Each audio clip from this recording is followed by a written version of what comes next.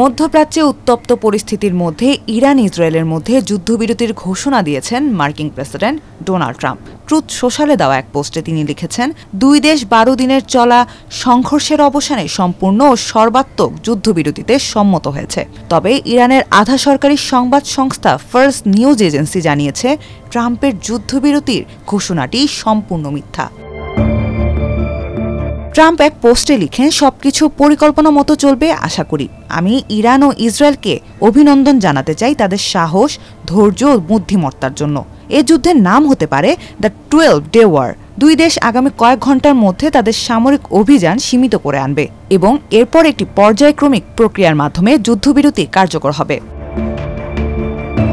White হাউসের পক্ষ থেকে জানানো হয়, ইসরায়েল যুদ্ধবিরতিতে রাজি হয়েছে এই শর্তে যে ইরান আর কোনো হামলা চালাবে না। ট্রাম্প নিজেই ফোনে ইসরায়েলের প্রধানমন্ত্রী বেনিয়ামিন নেতানিয়াহুর সঙ্গে কথা বলে এই সমঝোতা নিশ্চিত করেছেন। হোয়াইট হাউসের একজন ঊর্ধ্বতন কর্মকর্তা বলেন, তেহরান থেকে আর কোনো আগ্রাসন হবে না, শুধু এই নিশ্চয়তা পেলেই ইসরায়েল হামলা থামাবে। অন্যদিকে ইরানের অবস্থান ট্রাম্পের ঘোষণার সাথে অনেকটাই সাংঘর্ষিক। দেশটির পররাষ্ট্রমন্ত্রী আব্বাস আরাকচি 24 জুন সামাজিক যোগাযোগ মাধ্যম এক্সে এক পোস্টে লিখেন, ইসরায়েলই যুদ্ধ শুরু করেছে, আমরা না। এখন পর্যন্ত কোনো যুদ্ধবিরতি চুক্তি হয়নি, তবে ইসরায়েলের আগ্রাসন বন্ধ হলে আমরা আমাদের প্রতিক্রিয়া থামাবো। স্থানীয় সময় ভোর 4টার মধ্যে ইসরায়েল হামলা বন্ধ না করলে আমাদের হামলা কার্যক্রম অব্যাহত থাকবে। ইরানের অবস্থান আরও স্পষ্ট করে তুলে ধরেছে দেশটির আধা সরকারি সংবাদ সংস্থা ফার্স্ট নিউজ এজেন্সি। এই সংস্থাটি ইরানের ইসলামী রেভলিউশনারি গার্ড কোর বা IRGC এর সঙ্গে সম্পর্কিত। ফার্স্ট নিউজ জানিয়েছে, ট্রাম্পের যুদ্ধবিরতির ঘোষণাটি সম্পূর্ণ মিথ্যা। নাম প্রকাশে অনিচ্ছুক একটি সূত্র ফার্স্টকে বলেছে, ইরান এখনও কোনো আনুষ্ঠানিক বা অনানুষ্ঠানিক যুদ্ধবিরতির প্রস্তাব পায়নি এবং কয়েক ঘন্টার মধ্যে ইসরায়েলের বিরুদ্ধে আমাদের প্রতিক্রিয়ায় এই ঘোষণার সত্যতা প্রমাণিত হবে। সূত্রটি আরও দাবি করে, কাতারে মার্কিন সামরিক ঘাঁটিতে ইরানের হামলার পর যুক্তরাষ্ট্র অপমান থেকে মানুষের দৃষ্টি সরাতে এই ঘোষণা দিয়েছে। তবে একাধিক গণমাধ্যমের তথ্য বলছে, যুদ্ধবিরতির সম্ভাবনা পুরোপুরি নাকচ করে দেওয়া যাচ্ছে না।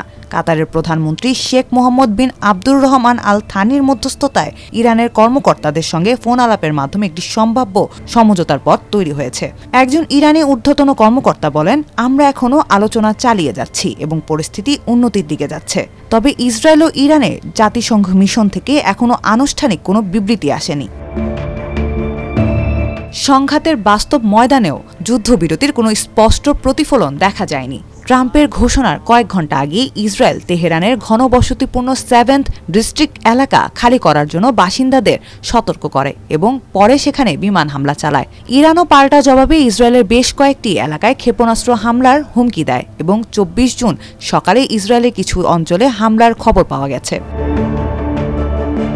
ইসরায়েলের নিরাপত্তা মহলেও এই নিয়ে দ্বিধা দেখা গেছে। দেশটির চ্যানেল 12 টেলিভিশন জানিয়েছে, প্রধানমন্ত্রী নেতানিয়াহু তার মন্ত্রিসভার সদস্যদের প্রকাশ্যে কোনো মন্তব্য না করার নির্দেশ দিয়েছেন। এদিকে ইসরায়েলের 3 জন শীর্ষ নিরাপত্তা কর্মকর্তা এর আগে ইঙ্গিত দিয়েছিলেন, তারা ইরানের চলমান অভিযান দ্রুত শেষ করতে চান এবং এ ব্যাপারে যুক্তরাষ্ট্রকে অবহিত করা হয়েছে।